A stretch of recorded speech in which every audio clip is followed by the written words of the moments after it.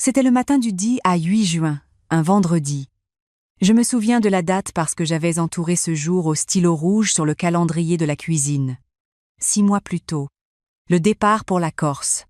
Ma valise était bouclée depuis la veille, posée près de la porte d'entrée, avec mon chapeau de paille dessus.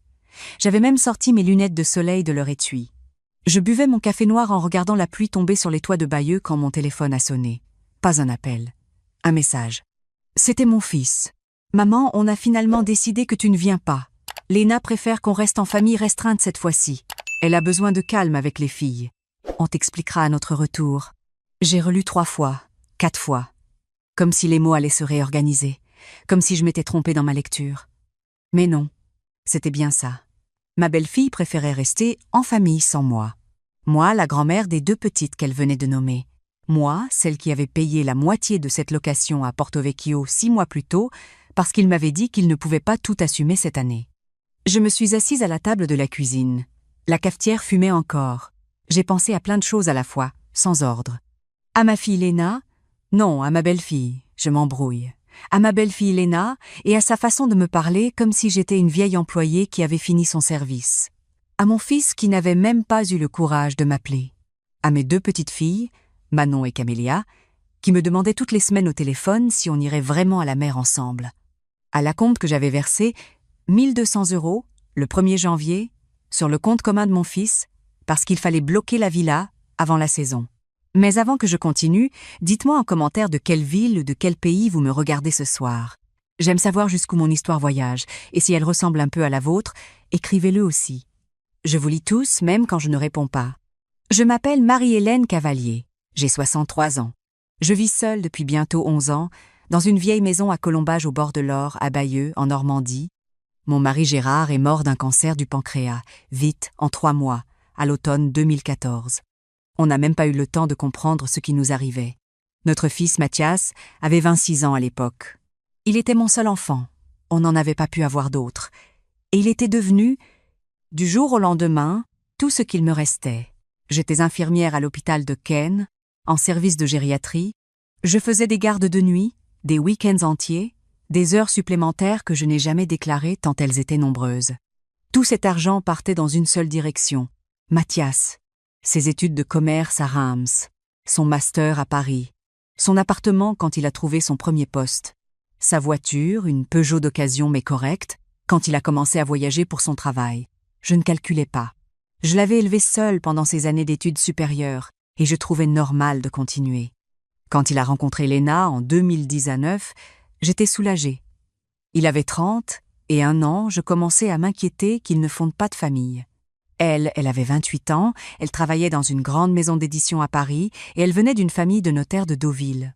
Une famille qu'on appelle bien, dans certains cercles. Sa mère portait du Hermès au baptême de ma petite fille.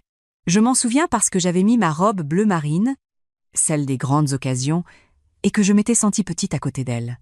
Le mariage a eu lieu en 2020, juste avant le confinement, à la mairie de Deauville. Une cérémonie sobre, paraît-il, mais à laquelle je n'ai été invitée à parler ni au déjeuner, ni au vin d'honneur. Aucune photo de moi n'est sortie ce jour-là. J'avais payé la moitié du costume de mon fils, mais sur le faire-part, sous la photo des mariés, c'était écrit « Entouré de leurs parents Bertrand et Anne-Lise Vaugirard et de Madame Cavalier, comme si on n'osait pas écrire mon prénom à côté du leur. Je n'ai rien dit. J'ai mis ça sur le compte de l'organisation, du stress, des petites maladresses qu'on fait quand on prépare un grand événement. C'est ce que je me suis répété pendant 5 ans. Quand Manon est née, en 2021, j'ai appris la nouvelle par texto. Un texto avec une photo de la petite dans son berceau de maternité et la phrase « Voici Manon, 6 livres et demi, tout va bien ». J'ai pleuré dans ma cuisine, toute seule, parce que je n'avais pas été prévenue qu'elle accouchait. La mère de Léna, elle, était dans la chambre depuis 8 heures du matin. Je l'ai appris plus tard par une amie de la famille. Camélia est née 2 ans après. Cette fois-ci, on m'a invitée à venir la voir. Mais le jour où je suis arrivée à Paris, après 5 heures de train et un changement à Saint-Lazare, Léna m'a dit qu'elle était fatiguée et qu'il valait mieux que je passe à l'hôtel d'abord. Elle m'a fait attendre jusqu'au lendemain pour voir le bébé, 24 heures, et j'ai payé l'hôtel. Mais l'argent, ce n'est pas ça qui m'a fait mal. C'est la maison à Trouville. En 2022, Mathias et Léna ont voulu acheter une résidence secondaire sur la côte, pour les filles m'a expliqué mon fils au téléphone, pour qu'elles aient la mère en grandissant. Mais leur salaire, même réuni, ne suffisait pas pour le crédit. La banque demandait un apport conséquent et un co-emprunteur solide pour rassurer le dossier. Mon fils est venu me voir un dimanche, avec Manon dans les bras. Il m'a parlé pendant 2 heures de leur projet, des week-ends qu'on passerait tous ensemble, des filles qui apprendraient à nager dans la Manche. Il m'a demandé si je voulais bien signer avec lui. J'ai signé. J'ai mis 85 000 € d'apport, c'est, à dire, la quasi-totalité de ce qui me restait après la mort de Gérard. Mon nom est apparu en premier sur l'acte de propriété parce que c'est moi qui apportais le plus.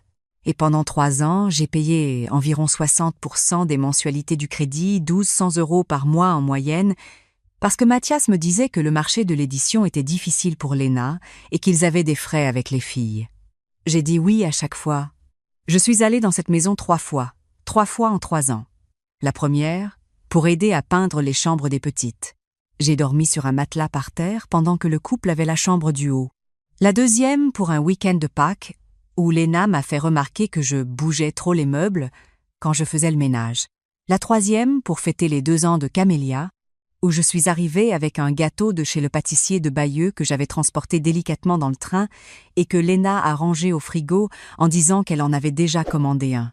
Le mien est reparti avec moi, intact, dans la même boîte. Voilà ce qui s'est accumulé en moi. Voilà ce qui faisait que ce matin-là, le 10 à 8 juin, en lisant son message, quelque chose s'est cassé sans bruit. Pas un grand fracas, pas une crise de nerfs. Un petit déclic, comme quand on coupe le compteur électrique avant de partir en vacances. Je me suis levée, j'ai versé mon café froid dans l'évier et j'ai téléphoné à mon notaire. Maître Ferrand me connaît depuis 22 ans. C'est lui qui s'était occupé de la succession de Gérard. Je lui ai demandé un rendez-vous urgent. Il m'a reçu le lundi suivant, en fin de matinée. J'ai apporté un dossier. Tout était dedans. L'acte de propriété de la maison de Trouville, avec mon nom en première position. Les relevés bancaires des 3 dernières années, où on voyait clairement mes virements mensuels. Les factures que j'avais payées, la chaudière qu'on avait dû remplacer en 2023, le carrelage de la salle de bain qui avait fui, le portail électrique, tout. Maître Ferrand a regardé les papiers une demi-heure, en silence, avec ses petites lunettes au bout du nez. Puis il a posé ses mains à plat sur le bureau et il m'a dit « Madame Cavalier, juridiquement, vous êtes la propriétaire majoritaire de ce bien. Vous avez apporté plus de 70% du financement, vous êtes le premier signataire de l'acte. Vous pouvez vendre, sans leur accord, à condition de respecter certaines procédures et de leur acheter leur quote-part, ou de la déduire du produit de la vente. » Il a marqué un temps. « Vous êtes sûr que vous voulez faire ça ? » Ce sont des choses qu'on ne défait pas. J'ai dit que oui. Je n'ai pas hésité. Je crois que j'avais pris la décision dans le train pour venir le voir, ou peu, être même la veille en faisant ma valise pour la Corse, sans le savoir. Pendant que je sortais du cabinet, mon téléphone a vibré. Une notification de ma banque, un paiement de 72 € dans un restaurant à Porto Vecchio. 20 minutes plus tard, un autre, 140 €, un loueur de bateau.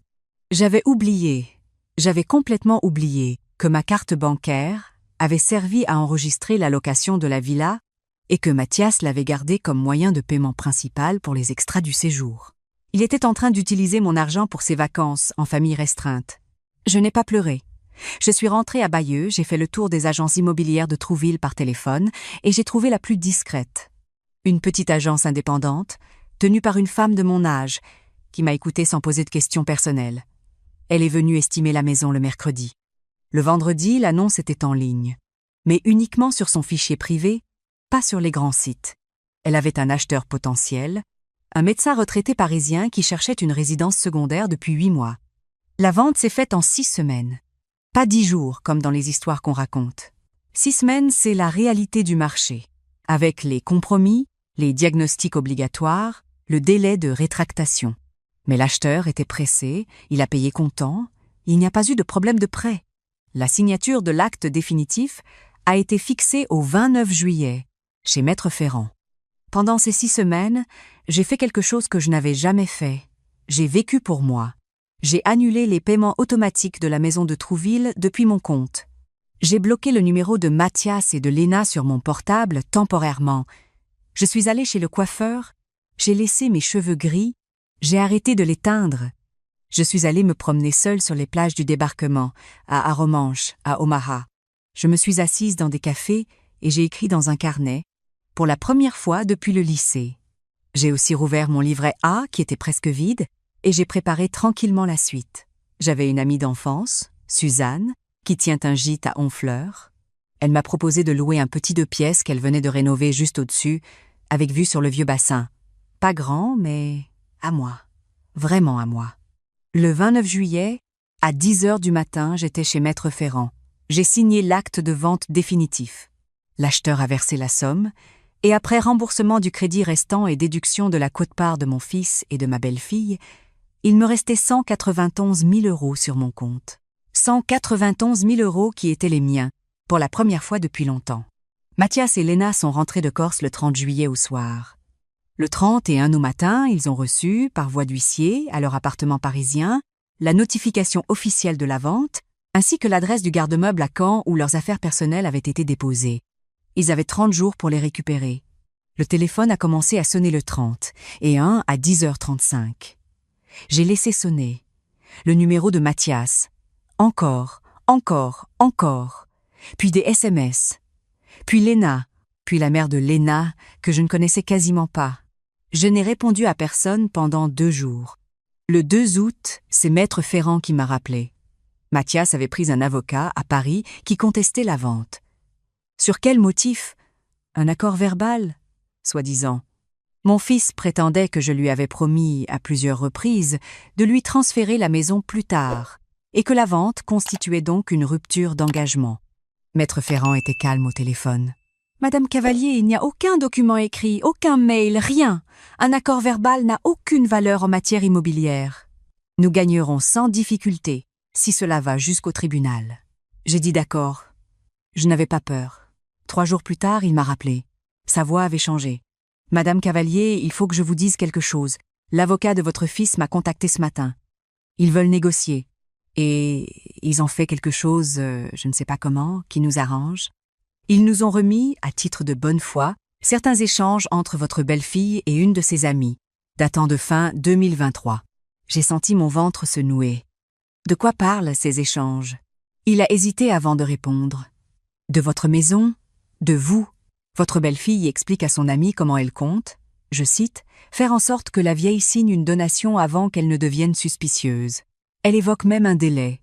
Elle dit que dans 2 ans, vous serez prête, qu'il suffit de bien doser les invitations, les petits gestes, et qu'ensuite, on pourra organiser un transfert de propriété avant que vous, je cite encore, fassiez une bêtise de vieille.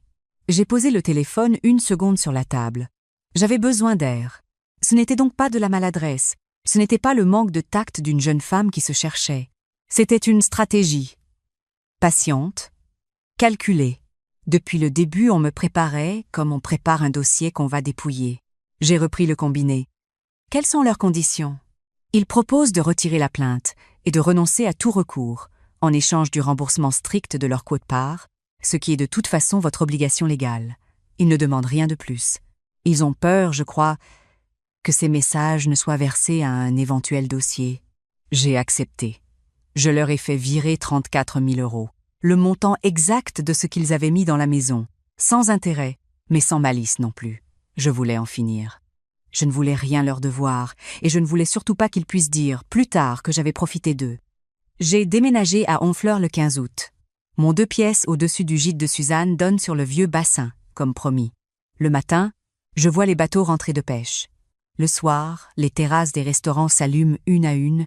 J'ai mis 3 plantes vertes près de la fenêtre, un fauteuil en velours bordeaux trouvé chez Emmaüs et la photo de Gérard sur la commode. Je dors mieux que depuis 10 ans. 3 semaines après mon installation, j'ai reçu un appel d'un numéro inconnu. C'était Anne-Lise, la mère de Léna, la femme au foulard Hermès. Je ne m'attendais pas à elle. Elle parlait doucement, presque timidement. « Marie-Hélène, je sais que je n'ai aucun droit de vous appeler. Mais Manon, ma petite fille, je veux dire votre petite fille aussi, elle a demandé après vous 3 fois cette semaine. Elle vous a fait un dessin. Léna n'ose plus vous joindre. Je peux venir avec les filles, un dimanche, si vous voulez bien. » J'ai dit oui, sans hésiter. Mes petites filles n'avaient rien fait. Manon avait 4 ans, Camélia presque 2.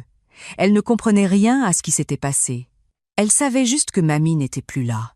Le dimanche suivant, Anne-Lise est arrivée à Honfleur en voiture, avec les 2 filles à l'arrière et un panier en osier rempli de viennoiseries. Manon a couru vers moi sur le quai en criant « Mamie Cavalier !» Et je l'ai prise dans mes bras et j'ai senti son shampoing à la fraise et toute la colère que j'avais en moi a fondu d'un coup. On a passé l'après-midi sur la plage de Trouville-Honfleur. Les filles ramassaient des coquillages. Anne-Lise est restée assise sur le sable avec moi. Elle ne parlait pas beaucoup. À un moment, elle m'a dit, sans me regarder, « Vous savez, ma fille n'a pas été élevée comme ça. Je suis désolée. Vraiment. » Je n'ai rien répondu. Je crois qu'il n'y avait rien à répondre. Mathias a appelé en septembre. Je n'ai pas décroché tout de suite. Il a rappelé 3 fois dans la semaine, sans laisser de message, et la 4e fois j'ai pris le téléphone. Sa voix était méconnaissable, cassée, fatiguée. Il m'a demandé si on pouvait se voir, juste lui et moi, pas à Paris, où je voulais. J'ai dit Honfleur, au café de l'hôtel de ville, le samedi à 15h. Il est arrivé avec 10 kilos en moins. Vraiment. J'ai eu un choc en le voyant. Il avait des cernes, son col de chemise flottait, ses mains tremblaient un peu quand il a posé son téléphone sur la table. Il a commandé un café qu'il n'a pas bu. Il a regardé par la fenêtre pendant une longue minute avant de parler. « Maman, Léna et moi, on se sépare. Elle est partie il y a 15 jours. Elle est retournée chez ses parents avec les filles. Je crois que c'est définitif. » Je n'ai rien dit. Je l'ai laissé parler. J'ai lu les mails, ceux qu'elle a envoyés à son ami sur toi. Maître Ferrand me les a envoyés, après la transaction. Je crois qu'il a voulu que je les lise. Je ne sais pas si tu lui en as donné l'autorisation, mais ça n'a plus d'importance. Il a pris une grande inspiration. Maman, je ne savais pas, je te jure que je ne savais pas, mais ce n'est pas une excuse. J'aurais dû voir, j'aurais dû te défendre, j'aurais dû t'appeler, t'écouter, tout ce que je n'ai pas fait pendant 5 ans. Léna parlait de toi le soir, à la maison, et je laissais faire.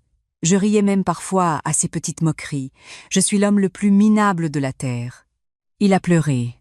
Mon fils de 37 ans a pleuré dans un café d'Honfleur, et je n'ai pas tendu la main vers la sienne tout de suite. Je l'ai laissé pleurer. Pas par cruauté. Parce que je crois que c'était la première fois, depuis qu'il était petit, qu'il sentait vraiment quelque chose pour quelqu'un d'autre que lui.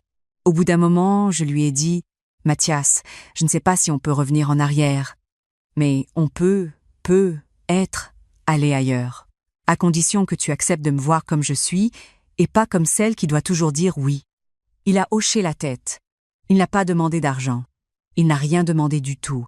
C'est ce qui m'a touché le plus. Les mois qui ont suivi ont été étranges.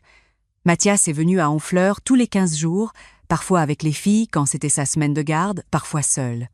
On marchait sur les quais. On parlait. Il m'a raconté des choses sur Léna que je ne savais pas, sur leur couple, sur les pressions financières qu'elle subissait de la part de sa propre famille, qui était moins riche qu'elle voulait le faire croire. Anne-Lise et Bertrand Vaugirard étaient endettés depuis des années, paraît-il, et Léna avait grandi avec l'angoisse de l'argent qui manque, dissimulé sous des foulards de marque. Cela ne justifie rien, mais cela explique un peu. En octobre, j'ai pris une décision.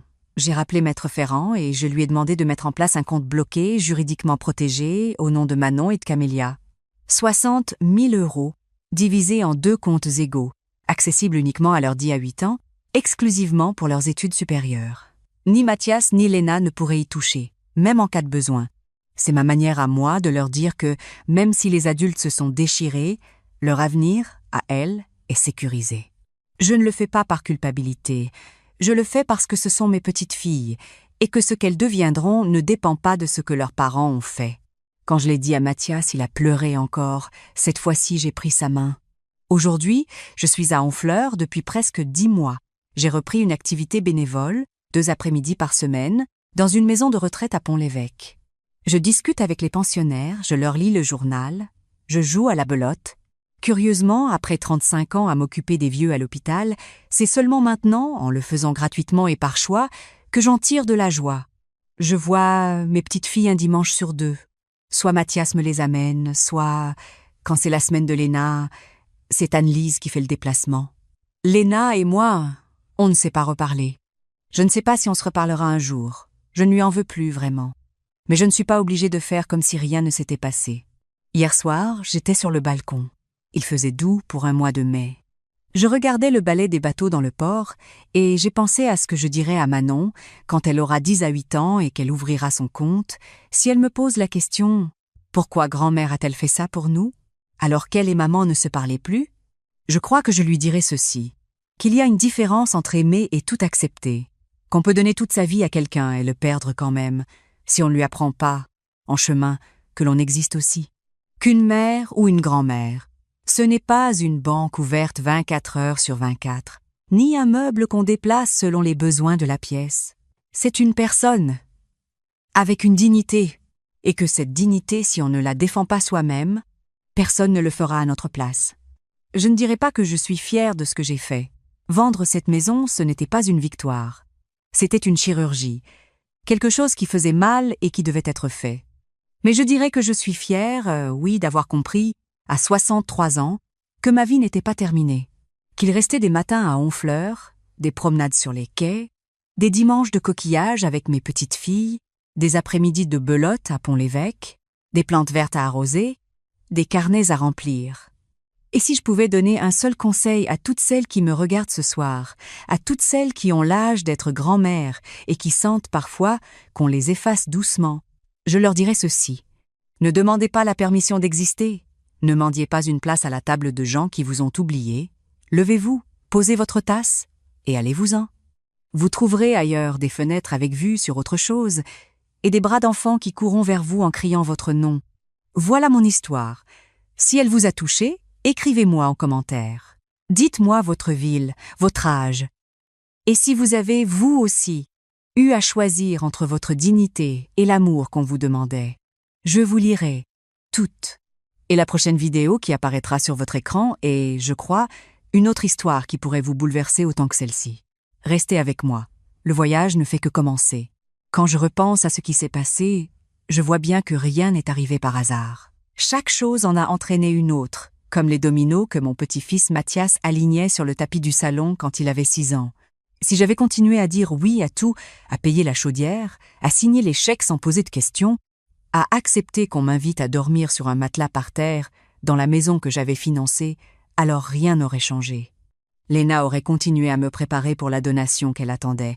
Mathias aurait continué à fermer les yeux. Et moi, j'aurais vieilli en mendiant des miettes d'affection à ma propre famille.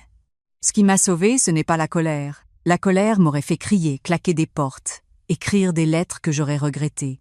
Ce qui m'a sauvée, c'est d'avoir pris un peu de hauteur ce lundi matin en allant voir Maître Ferrand avec mon dossier sous le bras. J'ai cessé de réagir avec mon cœur de mère et j'ai commencé à penser avec ma tête de femme adulte. C'est une différence énorme. Quand on aime trop, on perd souvent sa capacité à voir clair. L'intelligence, à mon âge, ce n'est pas savoir des choses. C'est savoir prendre du recul avant de signer, avant de donner, avant d'accepter une humiliation de plus en se disant que c'est la dernière. Et puis il a fallu de la force. Pas de la force pour vendre la maison, ça, ce n'était qu'une signature. La vraie force, c'était de tenir pendant les 6 semaines de procédure sans rappeler mon fils.